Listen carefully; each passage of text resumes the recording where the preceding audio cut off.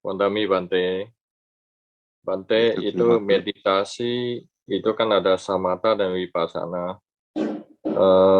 Kelebihan dari kita dari samatha ke vipassana itu apa? Kan ada juga yang langsung ke vipassana, praktek-praktek langsung vipassana.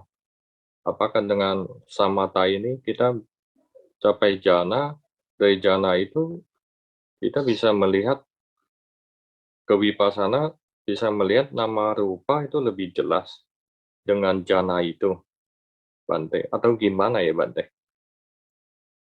Sedangkan kan samatha kan kita sudah berlatih samatha udah mungkin bisa 3 tahun, 4 tahun, 5 tahun, itu ke vipassana lagi nanti. Kalau praktek kalau ada kelebihan ya berarti mungkin lebih cepat ke vipassana ya nanti atau gimana? Orang yang praktek vipassana kan juga langsung gitu, maksudnya dia tanpa melalui jana. Itu kelebihan dari samatha ke vipassana itu gimana ya, Bante? Mohon ini, Bante. Oke. Jadi kalian ingat nggak di pada saat Buddha mencapai pencerahan sempurna, ya, kemudian batin sang Buddha itu lebih cenderung untuk tidak mengajar. Ya.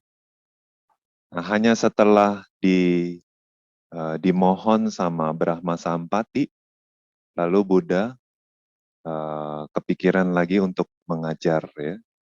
Kenapa sang Buddha sempat mundur, ya? Sebetulnya sang Buddha mengumpulkan parami ya untuk waktu yang lama, sebetulnya kan untuk mengajar, ya, untuk agar makhluk itu bisa melihat kebenaran yang sang Buddha lihat, terus agar makhluk itu terbebas dari samsara. Nah, jadi sang Buddha dijelaskan waktu itu karena sang Buddha bilang sendiri, ya, bahwa Dhamma ini begitu halus, begitu dalam dan luhur.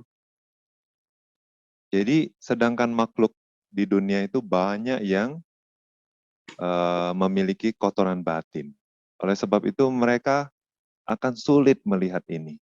Ya, nah itu, kita harus ingat Buddha bilang ini sesuatu yang sulit dilihat. Ya. Nah yang zaman sekarang, meditasi vipassana, ya, itu kita harus hati-hati karena ya kalau kita berlatih vipassana seperti itu, nah terus waktu kita baca Visuddhimagga, waktu kita belajar Abhidhamma, itu tidak bisa kita praktekkan. Ya. Jadi tidak sama, tidak sesuai di kitab Atthakatha cara mereka berlatih seperti itu. Ya, karena mereka berlatih itu uh, sebagai kelompok. Ya. Jadi hanya sebuah kesatuan dan kadang-kadang sebagai konsep. Jadi, ya. Nah, jadi misalnya bagaimana? Karena yang Buddha mau kita lihat apa sesuatu yang dalam dan luhur, ya. Nah, itu kita harus tahu. Jadi sesuatu bukan yang kita tahu tanpa pikiran yang terlatih. Ya. Juga Sang Buddha selalu mengajar apa? Jalan mulia berunsur 8. Nah, di jalan mulia berunsur 8 itu Buddha juga bilang apa? Ayam mewah, ayam mewah, Aryo Ashtangiko Mago. Nah, yang Buddha maksud ayam mewah di sini apa? Hanya ini saja. Ya, hanya ini saja itu maksudnya apa? Nah, di kalimat yang sebelumnya Buddha bilang cakuk karani, nyana karani, upasamaya abhinyaya, nibanaya sangwatati, ya. Hanya ini saja yang memunculkan caku, ya, mata kebijaksanaan. Nyana, ya, pengetahuan. Upasamaya, kedamaian ketenangan. Abhinyaya, ya, abhinya itu pengetahuan-pengetahuan vipassana, ya, pencerahan pemahaman langsung, penglihatan langsung seperti itu. Terus sambodhaya, pencerahan, nibanaya untuk melihat niban. Ya. Jadi kita harus melewati Arya Athanggika Magga ini, ya, jalan mulia berfaktor 8. Nah, di Jalan Mulia Berfaktor 8 juga ada sama samadhi. Ya, sama samadhi kalau kita mau ikut cara sutta saja, ya, itu Sang Buddha selalu bilang sama samadhi hanyalah jana 1, jana 2, jana 3, jana 4. Ya. Nah, kalau kita mau ikut cara Buddha sesuai sutta, ya, kalau kita hanya mau baca sutta saja, berarti kita harus ngembangin jana 1 atau 2, 3, 4 setidaknya. Ya. Nah, itu kalau kita hanya mau referensi kita sutta. Ya. Nah, kalau kita mau referensinya Abhidhamma atau kitab Adhakata seperti Wisuddhimagga, ya, kitab penjelas makna. Nah, itu dibilang bahwa saupacara atha samapatiyo, ya, cita wisuddhi nama. Jadi yang disebut sebagai cita wisuddhi atau pemurnian batin, pemurnian pikiran, yang mana sinonim dengan sama samadhi, ya, konsentrasi benar.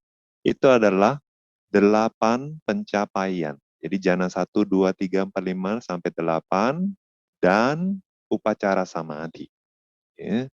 Nah, kenapa upacara samadhi dimasukin? Ya, nah itu waktu kita belajar atau kita berusaha mempelajari Tipitaka, ya, itu ada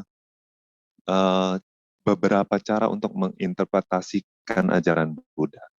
Ya, tapi bukan berarti kita lalu seenaknya menginterpretasi, bukan. Ya, tapi kita harus mengacu pada kitab penjelas makna. Sebetulnya di sini apa maksud Buddha? Gitu, ya. Nah, pada saat Buddha mengucapkan sama samadhi itu hanya sebagai jana 1, 2, 3, 4, itu katanya seperti Sang Buddha itu mengambil uh, ular, gitu ya, tapi pegang di perutnya. Pada saat diangkat ular tersebut, ya, kepala sama ekornya kelihatan.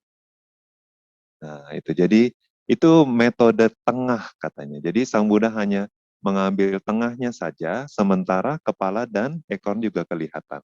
Nah, jadi kepalanya itu upacara samadhi, ya, sebelum masuk jana ada konsentrasi. Nah, kemudian ekornya itu adalah jana 8.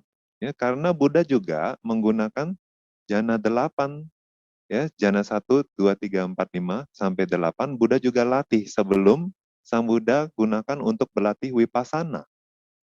Ya, yang akhirnya Sang Buddha mencapai Arahata Maggaphala. Sang Buddha juga mencapai Arahata Maggaphala dengan apa? Jana 4. Ya, merenungkan jana 4, Sang Buddha merealisasi Arahata Magga. Nah, jadi, ya, nah, karena Sang Buddha bilang, ayam mewah, hanya ini saja caranya, ya, untuk bisa memunculkan kebijaksanaan, memunculkan pencerahan, gitu ya. Jadi kita sebagai murid, ya, hanya mengikuti cara Buddha, ya, sawaka. Karena kita adalah sawaka, murid, ya, makhluk yang ada di zaman sekarang ini, ya, itu disebut sebagai sawaka, yaitu murid. Yang mana kita bisa merealisasi, tapi kita harus ikut cara Buddha. Nah, hanya pada saat Buddha muncul ke dunia, ya, baru cara menuju Nibbana itu bisa diketahui. Nah, kalau sama Sang Buddha tidak muncul, ya, maka ada yang namanya Paceka Buddha. Nah, tapi Paceka Buddha sendiri merealisasi Nibbana, tapi tidak bisa mengkomunikasikannya, tidak bisa mengajarkannya secara sistematis agar merealisasi apa yang dia realisasi. Nah, hanya Buddha saja. Lalu murid Buddha bisa merealisasi karena mengikuti cara sama Sang Buddha. Ya. Nah, sekarang, ya, banyak murid-murid sembarangan menginterpretasikan ajaran Buddha tidak sesuai kitab penjelas makna. Ya. Nah, jadi buat apa kita punya Tipitaka, ya enggak? Kalau kita nggak berlatih sesuai Tipitaka. Ya, nah itu kondisi kita sekarang, ya. Kalau kita tidak mempertahankan sendiri kitab suci kita, gitu ya, lalu siapa yang mempertahankan? Ya, kita malu sama umat aliran lain, ya, agama lain, ya, mereka sangat menghargai kitab suci mereka. Sementara kita, ya, memporak-porandakan ajaran Buddha, menginterpretasikan sendiri, ya, apa yang yang seharusnya sebetulnya sudah disepakati. Ya. Jadi waktu kalau kita mau berlatih ya secara Tipitaka ini ya, nah kita harus ngembangin samadhi. Nah problemnya apa kalau kita tidak bisa ya tidak langsung gitu ya cara wipasana itu langsung. Sebetulnya Bante pribadi sudah pernah berlatih seperti itu ya. Karena Bante juga dulu mencari. Nah, Bante tahu positif negatifnya seperti apa. Ya, metode-metode seperti itu ya. Jadi sebetulnya ada manfaatnya, ada manfaatnya ya, khususnya untuk mengembangkan kesadaran.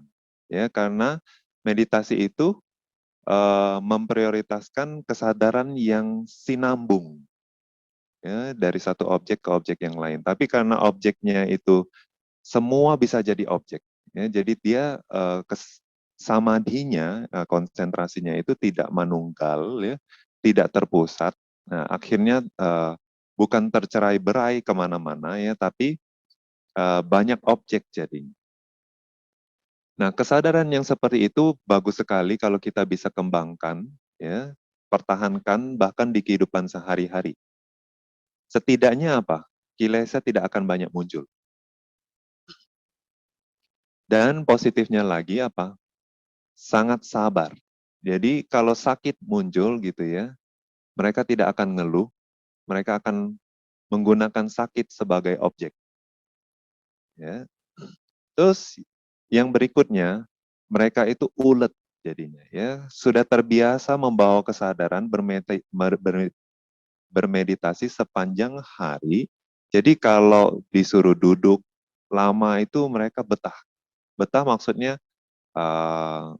udah biasa gitu ya, karena memang kesadarannya itu dibawa sepanjang hari. Nah itu banyak manfaatnya sebetulnya ya, khususnya untuk umat awam ya, nggak cuma umat awam sebetulnya, kalau biku bisa mengembangkan itu ya, itu sebetulnya satu aspek dari ajaran Buddha juga, bukan berarti sama sekali bukan ajaran Buddha ya. Nah tapi apakah ini bisa membuahkan pencerahan ya? Nah ini yang dipertanyakan, karena apa? Tidak sesuai caranya yang diajarkan di kitab Adhakata ya khususnya ya. Karena Tipitaka memang tidak dijelaskan secara jelas ya. Karena Tipitaka itu sifatnya seperti hanya untuk mudah diingat ya. Dan juga setiap sutta itu Sang Buddha punya prioritas. Jadi sutta ini hanya untuk dia saja atau hanya untuk sekelompok orang saja. Jadi tidak semua sutta itu cocok untuk semua meditator. Gitu. Nah, oleh sebab itu ya, ada kata sebetulnya berdasarkan penjelasan Sang Buddha. Jadi kalau zaman dulu Sang Buddha hanya menjelaskan sutta, tapi ada juga murid yang tidak paham apa yang Sang Buddha ajarkan di sutta tersebut. Nah, jadinya setelah itu katanya ya mereka bertanya Buddha di sesi berikutnya. Jadi kalau sistem yang dipertahankan di dalam Tipitaka penulisan sutta seperti itu ya. Nah, itu kan sistem yang sudah dibuat yang disepakati di Konsili Buddhis yang pertama. Nah, itu ya disepakati seperti itu untuk kemudahan pelafalan dan pengelompokan, pengklasifikasian. Nah, karena dari generasi ke generasi dulu dipertahankan secara oral ya, dari mulut ke mulut, bukan tertulis. Nah, jadi untuk kemudahan penghafalan, jadi tidak terlalu banyak detail dimasukkan ke dalam Tipitaka. Nah, detailnya di mana? Gitu ya. Detailnya adalah di Adhakata, kitab penjelas makna. Jadi kalau Tipitaka belum jelas, nah kitab ini fungsinya adalah menjelaskan apa yang belum jelas di Tipitaka. Nah, bayangkan misalnya ya Anapanasati, ya. Apakah Buddha ada mengajarkan untuk fokus ke nimitta di dalam Tipitaka? Nggak pernah. Di setiap sutta Sang Buddha mengajarkan Anapanasati, ya, tidak pernah Sang Buddha menjelaskan tentang nimitta. Ya. Terus misalnya kasina, ya, bagaimana di sutta yang mana Sang Buddha mengajarkan bagaimana fokus ke kasina sampai jana keempat? Ya. Terus di sutta yang mana Sang Buddha ajarkan bagaimana melatih arupa jhana? Ya, enggak ada. Jadi begitu singkat Sang Buddha mengajarkan di setiap sutta. Nah, cara melatih secara detil itu diajarkan di kitab penjelas makna. Nah, khususnya Visuddhimagga. Karena Visuddhimagga merupakan kitab penjelas makna yang pertama yang menjadi apa ya, dikumpulkan gitu. Jadi perihal meditasi, perihal latihan sila samadhi panya dikumpulkan jadi satu kitab gitu ya dari banyak kitab lainnya. Nah, itu jadi satu manual meditasi namanya Visuddhimagga. Magga jalan, Visuddhi pemurnian. Jalan pemurnian. Gitu ya, maksudnya kenibbana. Nah, ini hanya untuk kemudahan gitu ya. Jadi banyak latar belakang yang ditulisnya Visuddhimagga ya, salah satunya adalah untuk kemudahan. Jadi kalau orang tidak punya banyak waktu, tidak punya banyak kemampuan membaca Pali atau banyak menginterpretasikan Tipitaka, jadi semua sumber itu sudah dikumpulkan di satu kitab. Nah, kalau mau masuk hutan bawa kitab ini. Gitu maksudnya. Jadi semuanya sudah ditunjukkan cara kenibbana di kitab itu maksudnya. Nah, itu seperti itu. Nah, sekarang misalnya, problemnya apa kalau latih wipasana yang langsung ya, yang katanya wipasana itu ya problemnya, mereka merenungkan anicca dukkha anatta. Ya, jadi latihan seperti itu mereka merenungkan anicca dukkha anatta setelah apa? Melihat kelompok ya. Nah, kenyataannya ya, yogi pada saat berlatih seperti itu ya, kilesa ini, kotoran batin ini, moha ini, awija ini ya sudah selama samsara mengikuti kita ya, jadi sangat pekat. Bahkan meskipun kita yogi-yogi yang kita perhatikan ya yang berhasil melihat Paramatha Dhamma ya, ada satu yogi waktu dia berlatih rupa ya. Jadi setelah dia berlatih rupa secara sistematis dalam arti misalnya di mata ini ada 63 jenis rupa, kemudian di telinga dan di setiap pintu ada berapa puluh rupa gitu ya. Nanti di seluruh tubuh yang dia lihat hanyalah rupa. Kamaja rupa, citaja rupa, udaya rupa, aharaja rupa. Rupa ini adalah fenomena materi ya. Nah, jadi ada fenomena materi yang dihasilkan oleh kama, ada fenomena materi yang dihasilkan oleh pikiran, oleh suhu, dan oleh nutrisi. Jadi seluruh tubuh ini untuk makhluk hidup itu hanya 4 jenis fenomena materi ini saja. Nah, pertama kita ajarkan untuk mengetahui yang mana yang dihasilkan oleh kama, yang mana yang dihasilkan oleh suhu, nutrisi, dan pikiran. Nah, ini mustahil kita bisa mengajar seperti ini tanpa ajaran Sang Buddha, tanpa abhidhamma. Ya.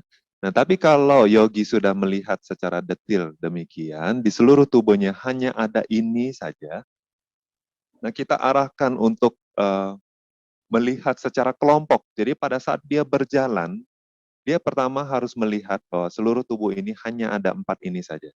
Ya, pada saat dia maju, itu juga karena unsur angin. Ya, dari setiap fenomena materi itu ada unsur angin ya yang dominan. Karena keinginannya untuk maju, unsur angin ini dominan, akan mendorong. Ya. Jadi ada rupa yang mendorong, ada fenomena materi yang terdorong. Tapi semuanya hanyalah fenomena materi. Waktu itu sudah tidak ada makhluk lagi ya. Dia tidak melihat dirinya sebagai makhluk.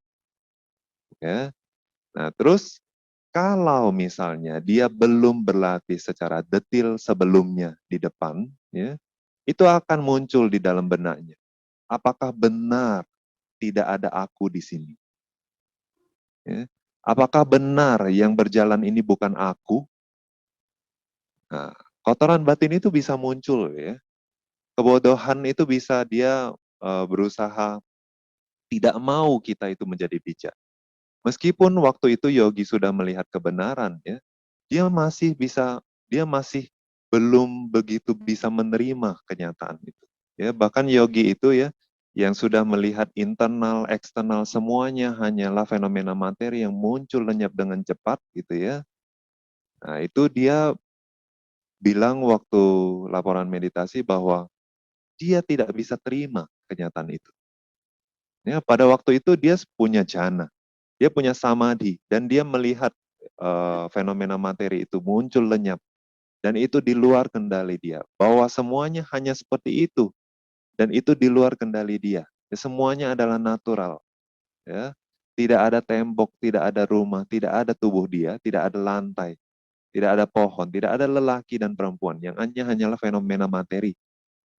Nah, tapi dia tidak bisa menerima kenyataan itu sampai kita ajarin dia lihat lagi, lihat lagi, lihat lagi. Sampai satu hari dia bilang apa? Saya harus belajar menerima kenyataan bahwa semuanya memang itu gitu. Dan itu di luar dia. Jadi dia berusaha menerima kebenaran. Nah, sampai seperti itu kekotoran batinnya. Jadi tidaklah mudah. Jadi bahkan waktu konsentrasi sudah bisa menekan kekotoran batin, ya, pikiran itu sampai cemerlang terang benderang, bisa melihat kebenaran sebagai apa adanya, tapi ya, karena selama samsara ini begitu panjang, ya, awija itu berusaha membuat kita tidak mau menerima kenyataan. Nah, itu yang jadi satu tantangan baru, kita berusaha membimbing yogi untuk merealisasi. Nah, itu kalau awijanya sampai seperti itu gitu ya. Nah, itu sebabnya. Jadi problemnya apa? Bante mau simpulkan, yaitu kilesa itu ya, kekotoran batin itu, dia masih bisa menolak kebenaran. Meskipun kita sudah latih secara detil seperti itu ya. Nah, apalagi kalau tidak detil. Nah, kalau tidak detil, kadang-kadang yogi juga begitu ya. Mereka skip ya beberapa, tidak latih secara detil, lalu hanya langsung ke bagian belakang saja, ya tahap belakang itu kan hanya merenungkan sebagai kelompok, ya. Jadi seluruh tubuh ini hanyalah rupa dhamma, internal hanyalah rupa dhamma, eksternal juga hanyalah rupa dhamma. Dia renungkan demikian. Nah, kalau ya dia skip bagian yang detil, dia tidak bisa merealisasi sesuatu. Tidak ada kebijaksanaan yang signifikan terjadi pada saat itu. Pada saat dia merenungkan secara kelompok. Nah, tapi waktu itu, kalau dia nggak bisa memunculkan kebijaksanaan yang mendalam, yang signifikan, ya akan fenomena materi, biasanya kita suruh lagi, dia latih lagi secara detil. Nah, itu sebetulnya penyebabnya. Karena di awal tidak jelas. Nah, ada nggak acuan sutanya? Ada, ya, Chana Sutta. Jadi Bante Chana. Bante Chana juga dia karena keras kepala ya, tidak mau dinasehati, dia berpikir bahwa bahkan pada saat Buddha Bodhisatta ya, sebelum jadi Buddha, meninggalkan kerajaan, siapa yang nemani? Sayalah yang nemani, dia bilang gitu ya. Jadi siapalah Sariputta, siapalah Moggallana, dia bilang gitu. Dia bilang seperti itu ya, dia mananya tinggi sekali ya. Nah, akhirnya Buddha kan kasih hukuman ke dia. Pada saat Buddha parinibbana, Buddha bilang, siapapun jangan tegur Chana. Siapapun nggak boleh kasih nasihat ke Chana. Gitu ya. Akhirnya disebut sebagai Brahmadanda. Jadi Chana dikucilkan ya sama Sangga. Nah, waktu itu akhirnya dia berlatih sendiri. Dia bisa berlatih vipassana, dia lihat fenomena materi muncul lenyap ya. Dia renungkan anicca, dukkha, anatta, anicca, dukkha, anatta. Tapi berapa lama pun dia renungkan, dia tidak bisa merealisasi nibbana. Akhirnya dia merendahkan hati, ya. Dia dekati Bante Ananda, dia bertanya, bagaimana kok saya nggak bisa merealisasi ya? Terus waktu saya meditasi, merenungkan anicca dukkha anatta, itu muncul-muncul pikiran, ini dari mana? Saya dari mana? Fenomena materi ini muncul dari mana? Gitu ya. Jadi ternyata ya dia itu tidak latih paticca samuppada. Ya, jadi dia tidak melihat penyebab fenomena materi dan fenomena batin yang muncul lenyap ini. Nah, jadi pada saat itu Bante Ananda mengajarkan dia paticca samuppada. Ya, metode 1, 2, 3, 4. Ya. Nah, waktu itu hanya setelah dia latih paticca samuppada, ya, lihat uh, kehidupan lampau, kehidupan masa depan, gitu ya. Nah, bisa meling ya. Nah, ini sebab yang di lampau adalah sebab, yang sekarang adalah akibat. Sekarang jadi sebab, akan jadi akibat untuk masa mendatang. Nah, setelah itu ya, dia lihat penyebab dan akibat dari setiap fenomena materi dan fenomena batin, baru batinnya itu bisa menerima kenyataan, baru dia bisa merealisasi. Akhirnya dia mencapai pencerahan. Nah, terus ada lagi ya yang bilang wipasana. Ya, wipasana itu nggak bisa melihat masa lampau, nggak bisa melihat masa depan. Ya, nah tapi ada nggak acuan di suta? Ya, ada. Ya, Khajanya Sutta. Ya, Sutta Khajanya itu melumatkan ya sesuatu yang digigit gitu, lumat. Jadi di Khajanya Sutta ya Buddha bilang ada ya pertapa samana brahmana ya yang melihat ke masa lampau tanpa punya apinya, ya tanpa ada kesaktian untuk melihat masa lampau.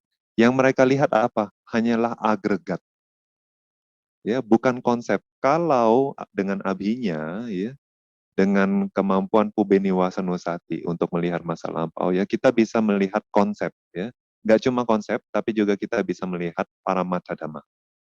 Nah, tapi ya kalau wipasana hanya bisa melihat paramata dhamma, tidak bisa melihat konsep. Jadi dengan wipasana kita bisa melihat masa lampau, tapi kita tidak tahu nama kita siapa. Nah, terus kita makan apa, kita tinggal di mana, kita tinggal sama siapa, gitu ya. Nah itu kita tidak tahu, tapi kita tahu proses batin dan proses materi yang terjadi pada saat itu. Oleh sebab itu kita bisa mengetahui kama-kama yang dia lakukan dan kita bisa link khususnya ke Patisandi. Ya.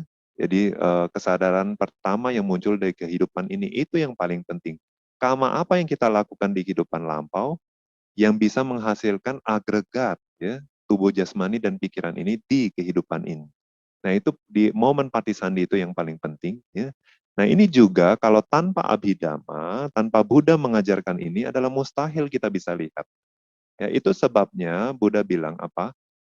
Pertapa-pertapa di zaman dulu, mereka sakti, ya, bisa melihat masa lampau, bisa melihat masa depan.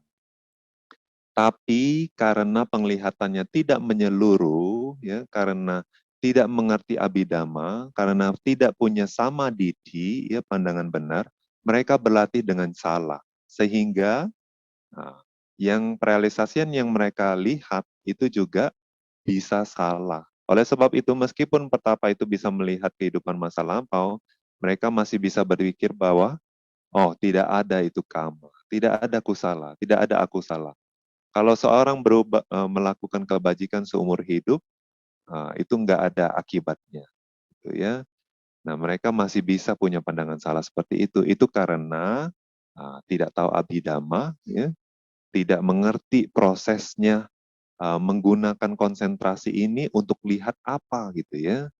Jadi karena tidak tahu, seperti kita punya mobil, tapi kita tidak tahu mau arahkan mobil ini kemana. Jadi akhirnya kita tidak sampai ke tujuan. Nah seperti itu ya. Nah tapi kita sekarang ya sudah belajar ajaran Buddha, sudah belajar Abhidhamma dan lain-lain. Kita tahu caranya, tapi kita tidak punya mobil. Kita tahu tujuan kita tahu arahnya, tapi kita tidak punya mobil. Nah, itu juga problem ya. Jadi makanya sekarang yang kita kembangkan itu adalah mobil ya, samadhi, konsentrasi. Itu penting sekali. Nah, juga sebetulnya dulu ya Paul Sedong tidak langsung mengajarkan untuk mengembangkan jhana samadhi.